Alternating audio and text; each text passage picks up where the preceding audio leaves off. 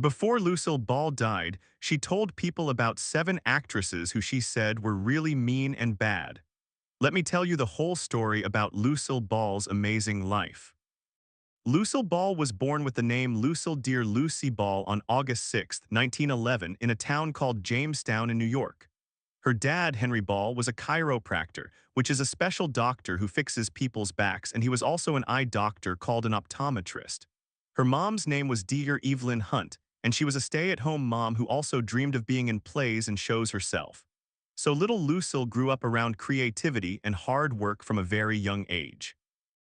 Even though her childhood was really hard because her parents split up and they didn't have much money, Lucille was super strong and determined. She had an amazing sense of humor that would later make her one of the most famous, funny people in the whole world. Lucille Ball started her career way back in the 1920s and 1930s. She began by doing small parts in theater shows on stage and working as a model, posing for pictures. This work helped her get noticed, and soon she moved to Hollywood, the place where all the movies are made. She signed a contract with a movie company called RKO Pictures and started getting small roles in films. Little by little, people noticed how charming she was, how great her comedy timing was, and how she could use her face and body to be really funny. By the time the 1940s came around, Lucille Ball had become known as a really good actress who could do both funny stuff and serious drama. But it was her brave way of doing comedy that made her really special and different from everyone else. Her style was all about perfect timing, making really funny and exaggerated faces, and being willing to do silly physical comedy like falling down or getting messy. This made people feel connected to her in a way that lasted for many, many years. The biggest and most important moment in Lucille Ball's whole career happened in 1951 when she created a TV show called I Love Lucy. She starred in it alongside her real-life husband, Jesse Arnaz. This incredible TV show didn't just change her life and career, it completely changed how television worked. I Love Lucy was one of the very first shows to be filmed in front of real people watching in a studio, and it was also one of the first to use multiple cameras at the same time, which became the normal way to film comedy shows after that. Lucille Ball played a character named Lucy Ricardo, who was lovable and always getting into trouble and doing mischievous things. She showed everyone how amazing she was at physical comedy, how she could show real human feelings and make mistakes just like regular people, and her incredible timing that made normal everyday situations absolutely hilarious and impossible to forget. The show became so popular that Lucille became a name that everyone in America knew, and she became one of the very first women to have real creative control and power in making television shows. But Lucille Ball wasn't just talented on screen, she also broke down barriers and became an important businesswoman and someone who opened doors for other people. In 1952, she and her husband Jesse Arnaz started their own production company called Desilu Productions. This was their own studio that made lots of successful TV shows, including famous ones like Star Trek and Mission Impossible. After she and Dacey got divorced in 1960, Lucille took over and ran the whole company by herself. She became the very first woman to ever run a major television studio. This was an absolutely huge achievement because back then, the TV and movie business was completely run by men. Her leadership and her vision for the future didn't just help create modern television. It also inspired tons of women for generations after her to chase their dreams in entertainment and business.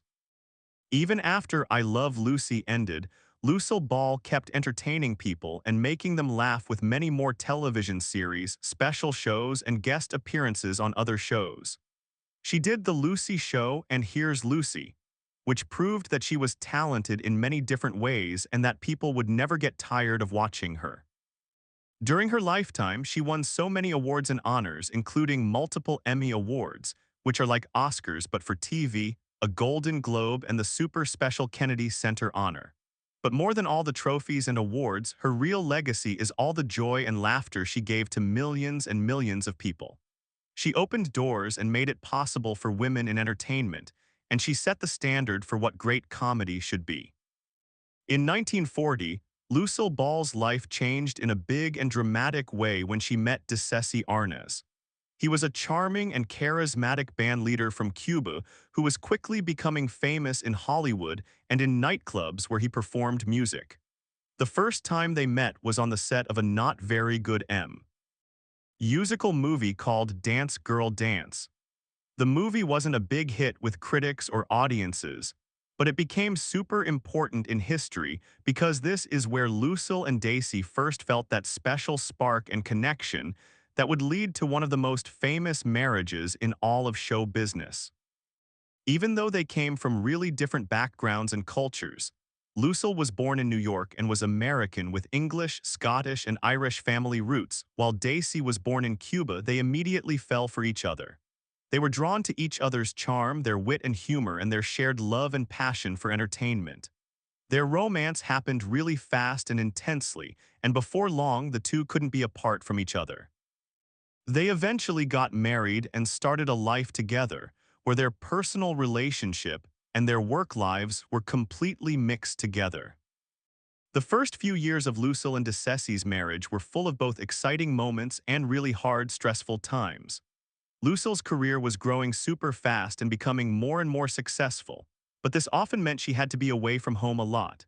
She was totally determined to become a leading lady and a star in Hollywood, and this big dream and ambition required her to travel all the time, spend long, exhausting hours on movie sets, and dedicate herself completely to her craft and work. Because both of them had such demanding schedules and busy careers, they were often apart from each other physically and emotionally, which really tested how strong their young marriage was. In 1944, all the pressure from being apart and the challenges of trying to balance their careers with family life became too much. Things reached a breaking point, and Lucille actually filed for divorce. But even though they separated and everything seemed uncertain and unclear, the deep love they had for each other and the strong bond they had built proved to be really resilient and tough. After spending a lot of time thinking and working on their relationship, Lucille and Dicessi got back together and reconciled. This showed that they were committed to each other in a way that went way beyond the typical Hollywood romance that usually doesn't last. Their journey to becoming parents was filled with terrible heartbreak and sadness. Lucille had multiple miscarriages. She lost babies before they could be born in 1942, 1949, and 1950. These losses were absolutely devastating and heartbreaking for the couple. It tested how emotionally strong they were and whether they could support each other through such deep, terrible sorrow and pain. Finally, in 1951, Lucille gave birth to their first child, a daughter named Lucy Arnaz. This was such a joyful and happy moment that marked a brand new chapter in their lives. The family got even bigger on January 19, 1953, when they welcomed their second child, a son named Dicessi Arnaz Jr. Having their children brought so much happiness and fulfillment to Lucille and Dicessi's lives, though it also added new responsibilities and made their already busy and demanding lives even more complicated. Despite all the love they shared and all the memories they made together, the pressures and stress of being famous, their personal differences, and the non-stop demands of their careers eventually led to their marriage ending. In 1960, Lucille and Dicessi got divorced. Later on, Lucille described their marriage by saying that it had been a nightmare at times. But she was also careful to say that Daisy was a great love of her life, and that their relationship was really significant and important to her.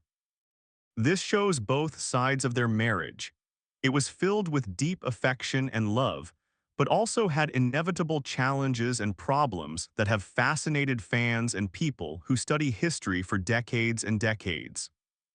In 1961, Lucille found love again and got a fresh start when she married Gary Morton.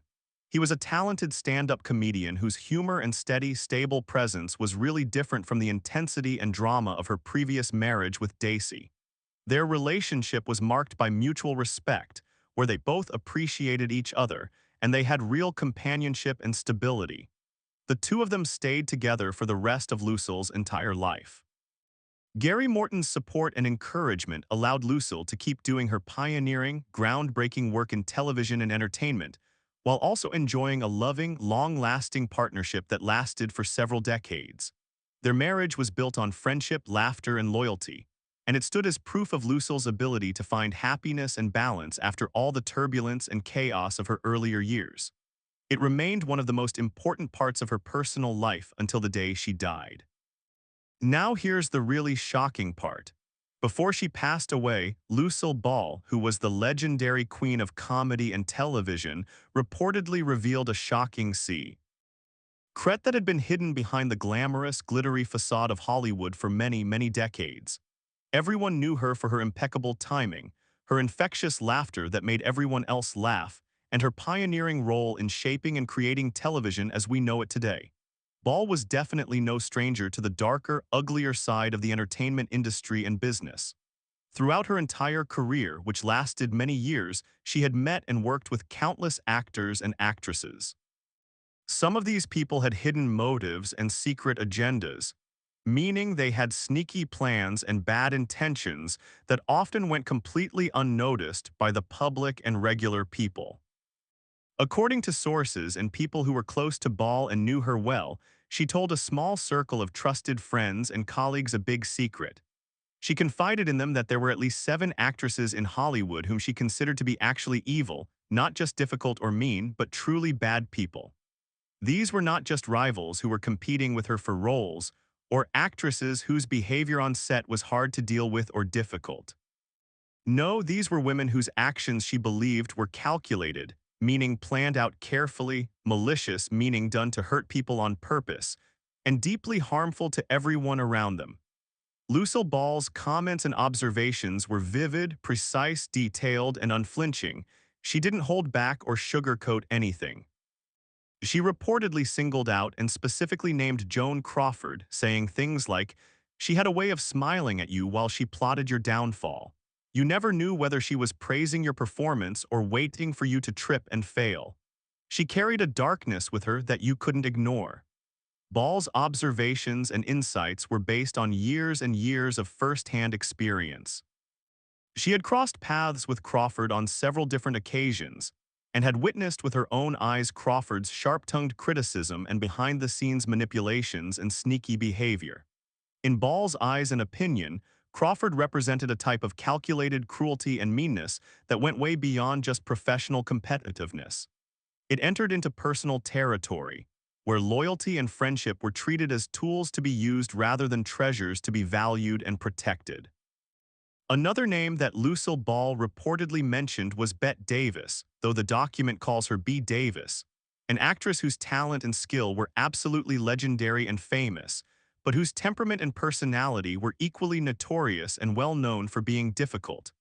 Bette could charm an entire room and then leave you wondering if you were just collateral damage in her game, Ball reportedly said and remarked. Davis was known for her fierce independence and determination to do things her own way, and she could be both inspiring and terrifying at the same time. Ball's insight and understanding of Davis's personality suggests that she recognized the duality, meaning the two different sides, in some of Hollywood's brightest and most talented stars. They had the ability to inspire awe and amazement while at the same time making people feel fear and intimidation. Ball's comments showed that she thought people like this, even though they were brilliant and talented, could manipulate and hurt other people with precision and skill, often while pretending to be mentors or friends. Lucille Ball also allegedly spoke about and mentioned Mae West, though the document spells it Mae West, a name that everyone knew and that was synonymous with wit, sexuality, and unapologetic confidence, meaning she was confident and didn't apologize for who she was. Ball's warning wasn't about West's talent or her charm, but about her ability to exploit and take advantage of other people for her own personal gain and benefit.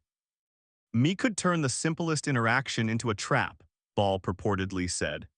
This kind of observation and comment reflects and shows Ball's deep understanding of human behavior and her sharp intuition that had been developed and honed over decades of working in an industry where image and appearance often concealed and hid people's true intentions and what they really wanted.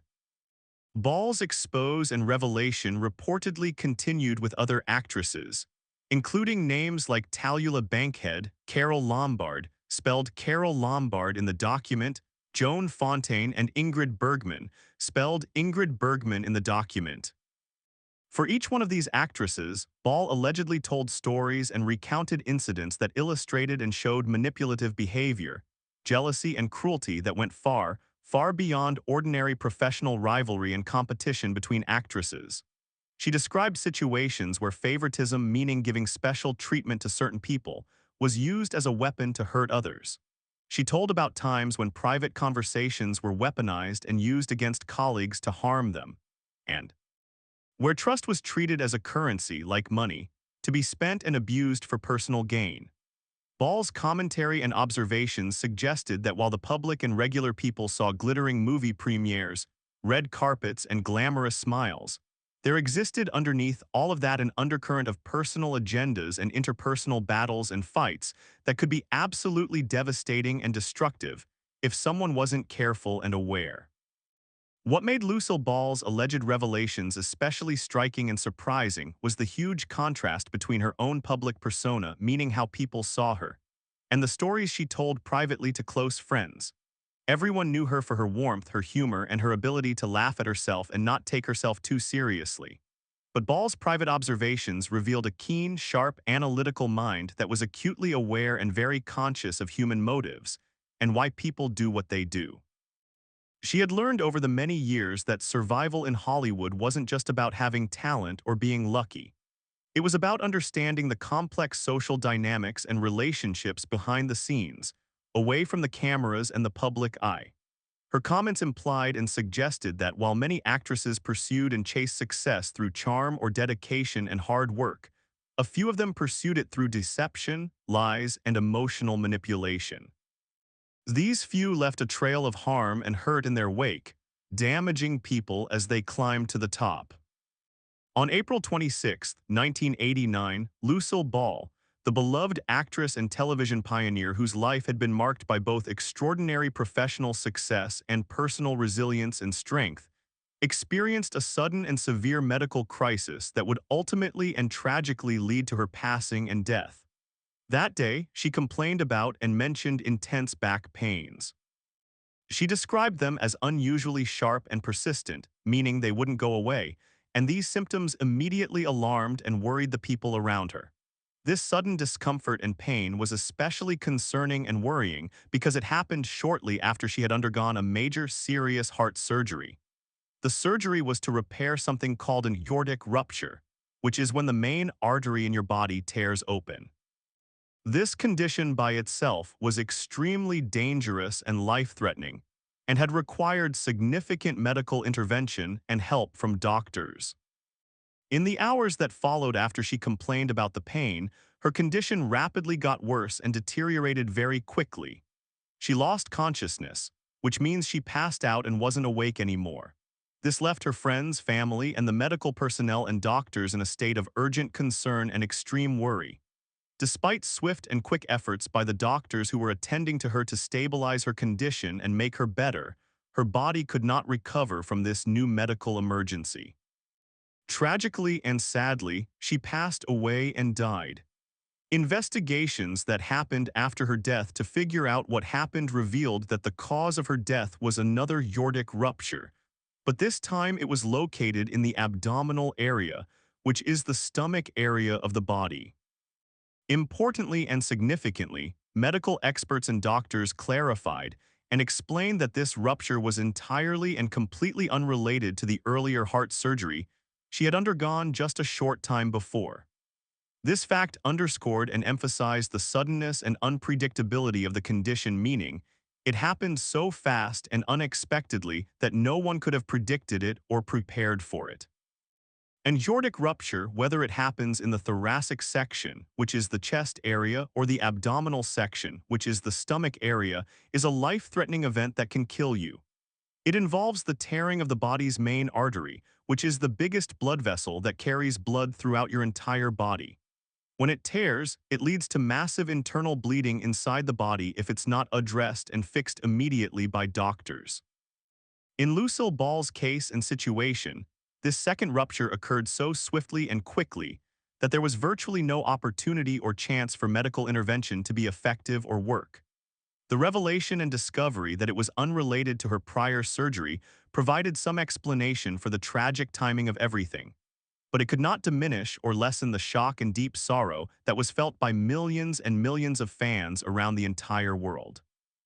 These fans had long admired her and looked up to her for her pioneering contributions to television, her indomitable spirit, which means a spirit that could never be defeated or broken, and her incomparable comedic talent that no one else could match.